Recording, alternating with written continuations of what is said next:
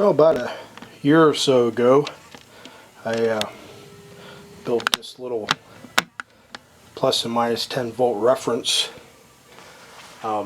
using a Analog Devices chip. I can't remember the number of it exactly now. I'll get it before I finish the video. A little bit out of breath. I just did a set of deadlifts. I haven't lifted in a month. I was sick. But anyways, just thought I'd show this to you. It's pretty accurate. What I'm going to do right now in this part, I'm going to demonstrate the settling time. I've had my Keithley meter on for an hour, so it should be stabilized. I'm going to plug this in, show you what the starting voltage is there, and then run my little timer, and I'll show you about how long it takes for this to settle in. So let me back this off here, and I'll plug this all in, and you can see how quick it settles.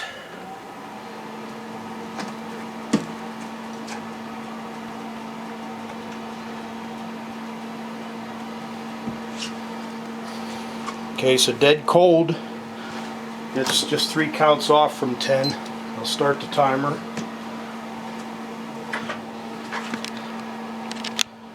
Zoom this in to show you about where it started out at.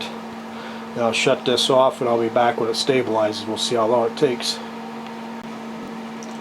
Okay, at about 1 minute and 30 seconds, it's been flashing between 9999 and 10. Back and forth. Just as I hit the record, it went back to 999, of course. There we go. So it's within about 2 minutes, it's pretty much at 10 volts. Now I'll let this run for say 20 minutes and we'll come back and see where it reads. I know I did this a while back and I ended up being about 2 counts over the 10 volts. So I'll be back in about 20 minutes. Well, it's about 20 minutes later. This is pretty much stabilized between 1 and 2 counts over 10 volts. It's been kind of switching back and forth between 1 and 2 counts over for at least the past 10 minutes. So that's pretty much the stabilized voltage. So now I'll turn this camera down and show you. This is the chip that I'm using. I have a source of these, about 5 or 6 of these, that I decided to use one. These are an older voltage reference, plus or minus 10 volt precision voltage reference from Analog Devices. I'm using the AD2702. That's the source of regulators that I have. And pretty decent accuracy, plus or minus 2.5 millivolts. Temperature coefficient 3 parts per million per degree C. There's a lot better today, but at the time these come out, this was probably one of the better ones out there.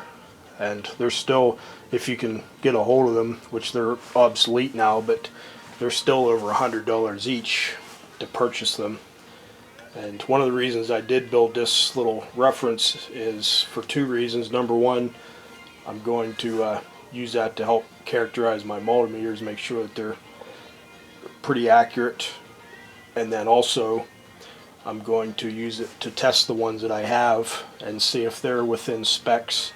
And then I'll probably start selling the other ones that I have on eBay at some point. I really only need maybe 1 or 2 at the most, but they use these as a 10 volt reference for analog to digital converters originally. The 2702 is that one right there, the one that I have. It's got a plus and minus 10 volt output on it, and it's powered up by plus and minus, I think, 13 to 18 volts. I have a plus or minus 15 volt regulator that I built with a LM7815 and LM7915. It seems to work quite nicely. And let's see what else here. I'm not going to go through all the specs. If you want to find data sheet on there, you can find it. I'll just show you the circuit that I actually used when I plugged these in. You can use these without any trimming, and they're pretty doggone accurate, but they're still off a few counts. So I used this circuit right here with the 2 fine trim connections. I had some 0.1% trimmer pots that were also low Tempco, and that's what I trimmed that with and brought it right into within a very tiny amount. Now, just to show you how accurate that really is, I probably actually come to think about this, I probably built this almost a year ago, and that's when I initially calibrated this, and I've used it quite a few times since then, and within a year it's only drifted 2 counts, and you know, that's probably a difference between the temperature of when I calibrated it and the temperature today. So it's obviously highly accurate. If there's anything else in here interesting, I just show you how to use it with an A to D converter, and I think that's really about it. This data sheet's pretty easily available online. So what I'll do now is I'll shut this off and I'll take the top off of that and show you how I built it. Well, here's that voltage reference with the top off. It's pretty simple construction. I just built it with a single board. You can see the analog devices reference chip in there, and then you've got the 2 precision trim pots, and then here's the voltage regulators, a 7915 and the 7815, and here's a couple big filter capacitors that I robbed out of a I think it was a car stereo power amplifier. They surprisingly tested excellent. They were right on 2200 microfarad, and they had 0 leakage and very low ESR, so I figured, hey, that would probably be a good one to put in something like this. It seemed to be very high quality. And I got my little diode bridge that I built there, and then the little Radio Shack transformer that I bought when Radio Shack went out of business. The last day they were open up the road here, they had these for $5 each instead of what, almost $20 I think they're normally selling them for. I wish it had been there earlier in the day. I'd have bought 10 of them. There was only 3 left. I bought all 3 of them and a handful of other stuff. In fact, I was the very last customer in that Radio Shack before they shut the doors. I basically bought them out, what was left, which wasn't much. But anyways, that was just perfect for what I needed. It was 12.6 volt, 12.6 volt center tap at 450 milliamps. So it was just a perfect supply for this, and it was reasonably compact. One thing, I wish I'd had a little bit larger enclosure to put this all in, since I kind of really didn't have room for these binding posts. I should have maybe done it a little bit differently, because that's basically right over the circuit board. I was hoping to make this so that I could lift this board right up out and then adjust these, touch them up slightly if I ever needed to. That's going to be a little bit more difficult now, but definitely not totally undoable. And one other thing I didn't do, because I really didn't have room, is there's no fusing in this. There ought to be a fuse here at the 110 volt line on the hot side. Of course, I don't keep it plugged in all the time, but regardless, if anything were to happen, that transformer were to fail or whatever, it'd be better to have one. So, but anyways, I just thought that I would show the construction of this.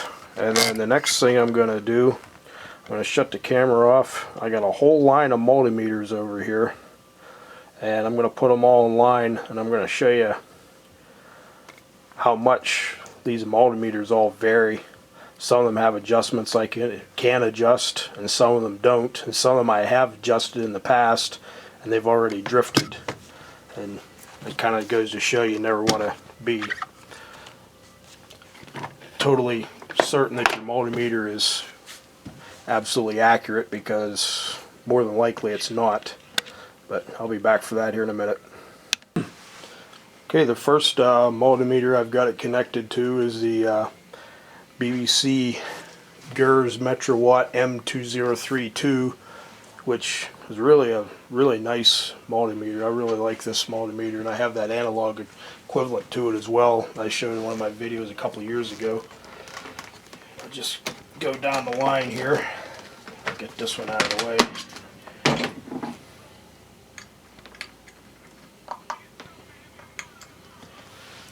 There's my Beckman RMS 225. It's right on the money. It always has been. For a 25-year-old meter, that's been probably one of my better meters.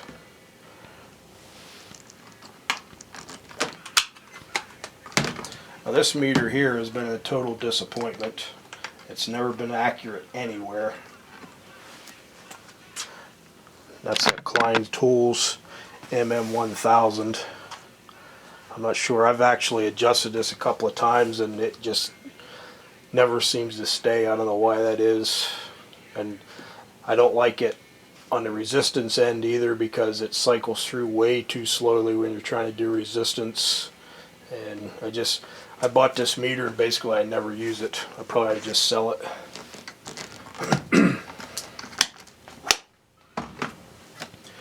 Okay, next up is a Flute 27 FM. That's one of these military surplus ones that everybody has on eBay now.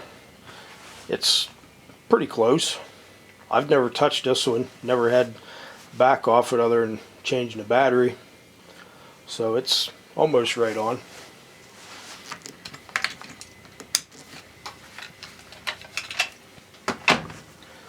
Okay, this is my Craftsman Professional Series 82324.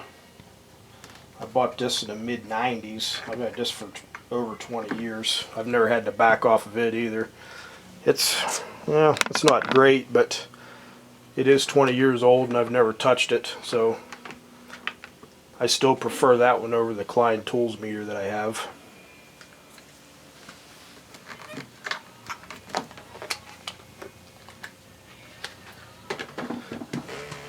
And let's see here. This is my Senecor DM501. This meter has been a bit of a disappointment too, considering it was, when I purchased it, it was brand new, never used.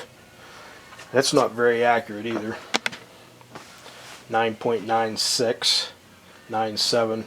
I don't consider that accurate. Maybe some people do, but back in the old analog days that may have been accurate, or back in the early multimeter days, but I don't consider that accurate at all. Well, those are all of the so-called decent quality meters that I have. Now I'll pull out some of my Chi-Com junk and we'll see how they fare on this test. I'll be back in a minute. Before I pull out the junk meters, here's my Gers Metrowatt M2110. It's not too bad. This meter would probably have been a really quality meter when it was new, but it's 30-some years old now.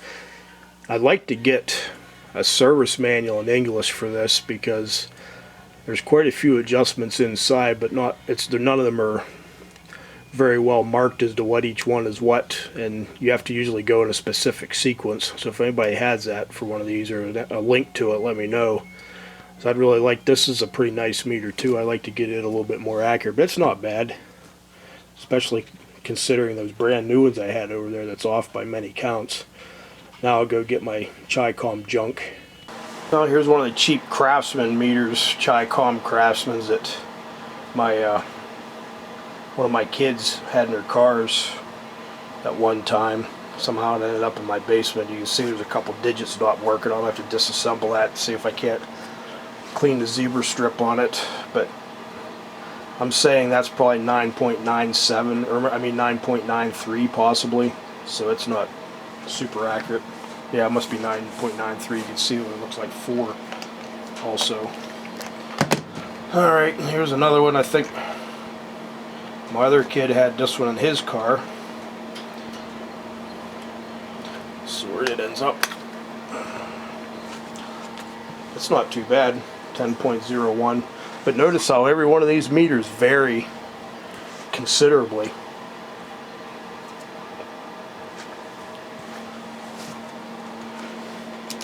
So next one up, last one that I have, or the last one I'm going to bring out, is one of these Chi-Com Harbor Freight ones that they give you for free if you buy enough stuff. We'll see how accurate it is.